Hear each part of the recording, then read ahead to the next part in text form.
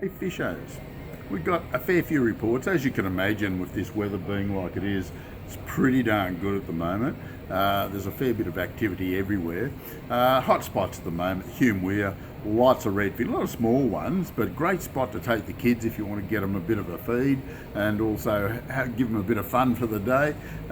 Blades, yabbies, doesn't really matter that much. Once you find them, they're there in numbers, so it's certainly worth the effort. We've been waiting for a long time for this to happen. Get them on soft plastics as well. We've got all that sort of stuff here if you want to come in and check it out. We'll give you a bit of a rundown on how to rig up. There's some techniques that work really well, but just basics, just drop a yabby over or flick a blade out, you'll do well. Middle River, all the streams down there, perfect.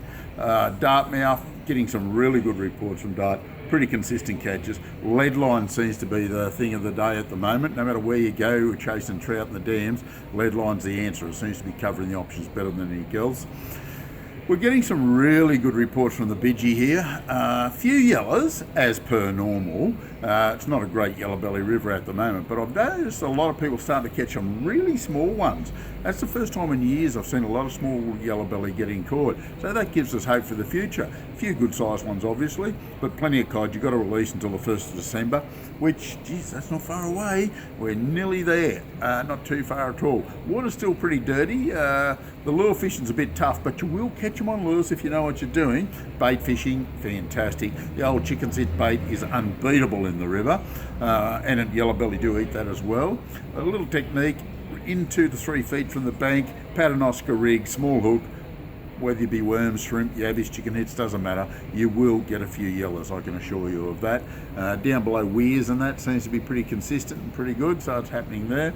Blowering, it's a bit in the hard side. There's the odd few fish coming out of it. It's not going crazy. The odd big cod, a few yellows. Not as many yellows as we'd like, but it's okay. Talbingo, very so-so. Tantangra, Yucambine, happy days, getting some good reports out of there, reasonably consistent. Jindabyne's been, a bit hit and miss, so to speak.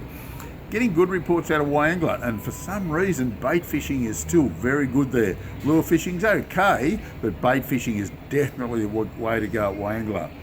Burrendong, it's not too bad, picking up a bit. Windermere, dead as, not much happening there at all, which is disappointing. The odd fish out of Copeton up north, not too bad. But don't forget, we actually have that cod season opening on the 1st of December, so you'll go and target the cod in the river, and there'll be a lot of fish caught this season, I can tell you.